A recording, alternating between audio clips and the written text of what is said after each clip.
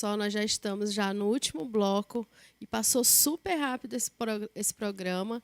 E para você que chegou aí agora, a gente está aqui hoje com a doutora Fabielle Oliveira, tá? Ela é ginecologista e obstetra. Já discutimos aqui várias situações e nós estamos tratando hoje principalmente sobre o mioma uterino, tá? Ela já explicou sobre a importância da consulta ginecológica e agora a gente está aí falando um pouquinho sobre mioma, né, doutor Marcos? Aí veio, doutora, a necessidade de saber a respeito de tratamento de mioma. Tem algumas patologias que podem complicar, exemplo, diabetes ou hipertensão, ou até alguns transtornos algumas coagulopatias podem complicar. Esse tratamento também, a maioria deles é cirúrgico, é medicamentoso. Tem conseguido atualmente tratar de forma medicamentosa os miomas ou a opção ainda é cirurgia? Que assim, de fato, qualquer patologia a gente tem que tentar compensar aí o paciente, né?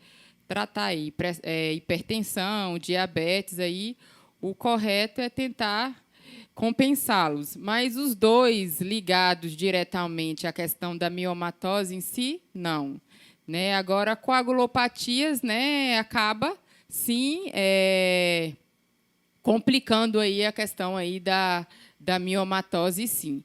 Agora, a questão de tratamento em relação à medicação, o que eu oriento para as pacientes que muitas vezes ela vem no consultório, doutora, algum medicamento que pode acabar com esse mioma, né?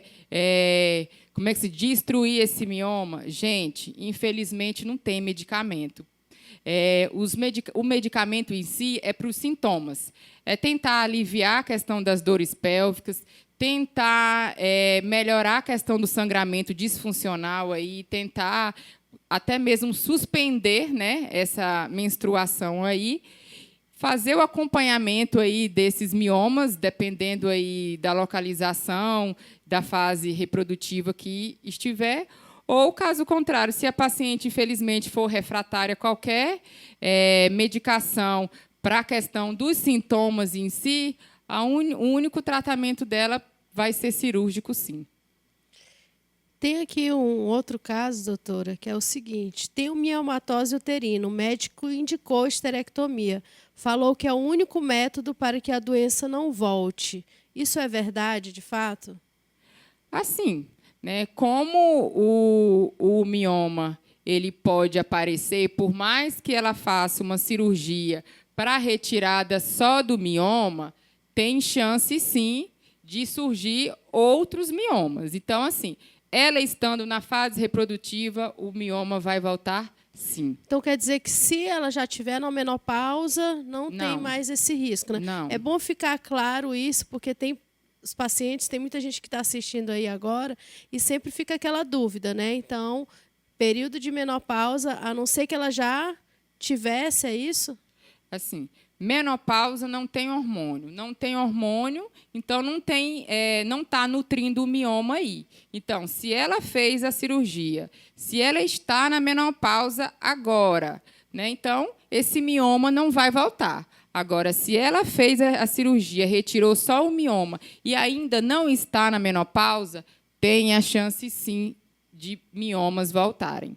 Uma outra dúvida das mulheres é que se depois da cirurgia isso vai interferir na libido, na questão da relação sexual, como que fica essa questão? Não.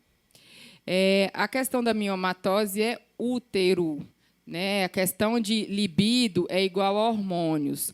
Hormônios são produzidos pelos ovários. Então, assim, a intenção da cirurgia é o quê? É retirar o útero ou retirar o mioma, vai depender da indicação aí que ela estiver, e preservar os ovários dela, e com isso vai estar preservando os hormônios, a produção deles, e o libido dela vai continuar a mesma coisa. Agora, doutora, uma outra situação que tem, que é até bem comum, chega às vezes até a ser engraçado no consultório, é as pessoas irem procurar o tratamento porque ouviu fulano ou ciclano que foi tratado de uma certa maneira e deu certo e quer fazer aquele tratamento. não quer discutir o seu caso, quer tomar Sim. o medicamento. É, E alguém verdade. já pode ter escutado que foi conhecido tratado com análogo de GNRH. Uhum. E aí quer porque quer usar e quer que passe. Qual a indicação para que o telespectador saiba que o tratamento é individualizado? Qual a indicação desse tratamento? É assim, gente, o análogo de GNRH, o que ele vai fazer? É uma medicação que vai bloquear o LH, que vai estar bloqueando o estrogênio. E, com isso, o estrogênio, como é ele que alimenta aí o mioma, o que ele vai fazer? Ele vai diminuir esse mioma. Tá? Então, assim, a intenção de diminuir esse mioma é o quê? É para dar um melhor campo cirúrgico, um melhor aporte cirúrgico. Usa-se análogo de GNRH quando a paciente ela tem um útero volumoso, útero de 1.000, 1.500, né? Paciente, a gente olha a paciente assim, o volume uterino dela parece uma paciente como se estivesse grávida de 6 meses. E a intenção justamente é diminuir aquele volume uterino para poder ter um melhor aporte para poder fazer a cirurgia em si. Então, assim, se a paciente tiver indicação de cirurgia, ela não vai escapar da cirurgia, ela vai fazer a cirurgia. A medicação ela só vai ajudar diminuindo aquele volume miomatoso dela para poder fazer a cirurgia em si. Agora, o análogo, sendo uma medicação para tratar o mioma e acabar com o mioma sem precisar de cirurgia, não. É medicação, diminuir o volume e operar. Ou seja, o tratamento é individualizado também, né? Não tem uma fórmula mágica para todos os pacientes. Cada paciente tem que discutir o caso e determinar o tratamento específico para ele, não é isso? Sim, com certeza. Nós estamos aí, né, praticamente encerrando o mês de outubro, todo alusivo ao Outubro Rosa, né, doutora? E a gente sabe que o Outubro Rosa está muito voltado para o câncer de mama, e aí agregaram depois aí o câncer de colo uterino, né? No caso do mioma, ele pode virar câncer? Não. Assim, como a gente vê na questão aí da literatura, falando sobre aí um tumor benigno aí, né? Então, assim, dizem que tem casos raros, né, de lesão isolada, de um leiomiosarcoma, né? É bem raro, mas acaba se sendo citado, sim, na literatura, mas é uma coisa que a gente não vê na rotina diária, não. Então, assim, não é para, como é que se diz, deixar vocês apavorada, não. É um risco muito mínimo, muito pequeno mesmo. A doutora já colocou que tem alguns casos que o perfil de pacientes, né? Raça negra, por exemplo, mas tem fatores de risco que podem desencadear o mioma. E tem alguma coisa que o paciente possa fazer para evitar desenvolver mioma? Exemplo, tabagismo é fator de risco. O que é, nesse momento, interessante para o telespectador saber sobre o que pode desencadear mioma? É mais a questão aí da obesidade, né? A obesidade, que é um dos grandes fatores de risco aí para a miomatose. E pensando na questão da obesidade, o que pode se fazer é o quê? É qualidade de vida, é dieta, atividade física. Não tem para onde correr. Tentar melhorar aí a qualidade de vida aí. Lembrei agora do Wilde, que é a tecla dele que ele insiste, mas na verdade não é só ele que insiste, é o que a medicina vem determinando a respeito da qualidade de vida dos pacientes. Uma boa qualidade de sono, a alimentação, atividade física é favorável para o paciente, no caso, né? Sim. Não favorável, não para desenvolver, mas para diminuir o risco de desenvolver. Diminuir o risco, porque justamente a questão da obesidade, do colesterol, dos níveis de estrogênio que vai estimular a produção de miomas. No intervalo, a gente discutiu aqui, a gente estava falando de números de casos, da incidência, né, de quantas pacientes tem, né, aqui em Marabá que boa parte é disso. Fala um pouquinho para a gente da nossa realidade aqui de Marabá, doutora, relacionada a essa patologia, a essa doença.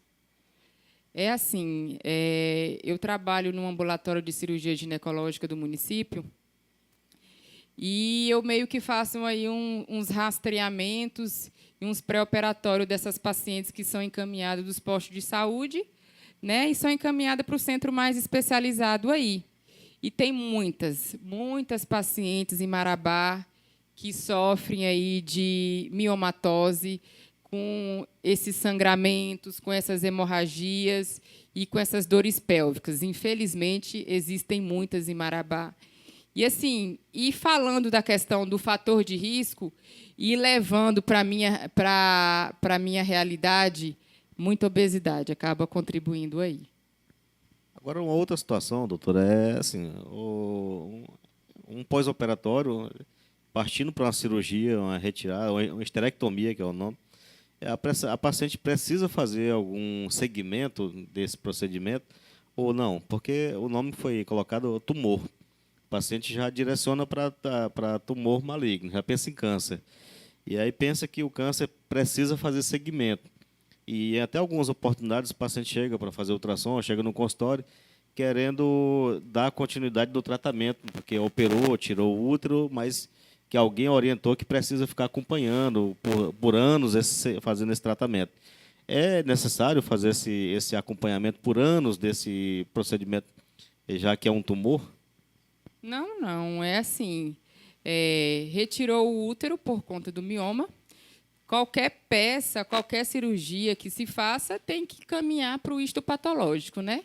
Então, pegou o histopatológico, que no caso é a biópsia, confirmou lá útero, mioma. Então, assim, não tem o que se preocupar. O acompanhamento que ela tem que estar fazendo é o quê? É a consulta rotina de ginecológica anualmente, continuar fazendo o preventivo, sim. Não tem mais útero, né? Foi tirado tudo, foi tirado colo, tudo, mas tem que fazer preventivo, sim, para ver alguma lesão a nível de vagina e até mesmo câncer de vagina, gente. Foi tirado o útero, mas existe a vagina que a gente também tem que verificar. Outra situação, que é uma situação de consultório, o paciente se pergunta por que o médico não tirou os ovários. Fez a esterectomia e deixou o ovário. Mas para que deixou? Por que não tirou tudo? É porque, assim, como o mioma está relacionado ao útero, então, teoricamente, a cirurgia estaria correta. Agora, o que eu acabo vendo? Vamos supor, é uma paciente de 42 anos. Uma paciente de 42 anos. Se você for conversar com ela, questionar o período de menopausa da família dela, se ela tiver mãe, irmã, tudo. Vamos supor que entrou a menopausa na família dela 48, 50 anos. Como é que tu vai fazer uma menopausa cirúrgica numa mulher de 42 anos para quê? Sendo que tem tantas coisas que a própria menopausa em si vai poder acarretar. Né, a questão de instabilidade emocional, insônia, ressecamento tanto vaginal, de pele, queda de cabelo. Então, assim, se for... É aquela coisa individualizada que a gente conversou. Dependendo da idade da paciente, né, se ela não tem indicação de tirar ovário, não tem por que tirar ovário. É só realmente tirar o útero, que é o problema dela. Hoje o doutor Marcos está aqui fazendo a vingança, gente, porque no último programa ele praticamente não falou, que a gente estava falando sobre a amamentação. Então, hoje, como ele faz ultrassom, está aqui só trocando figurinhas aqui com a doutora Fabielle, viu? Ele disse que hoje ia se vingar de mim, porque eu falei muito no último programa. Não, na verdade não se trata de vingança, não. É porque bate muito, doutora, que eu vejo muito assim, uma relação médico-paciente que, em alguns casos, deixa a desejar, e o paciente passa por um procedimento cirúrgico e, em muitas oportunidades, ele sai mal instruído. Sai do processo cirúrgico, sai do procedimento.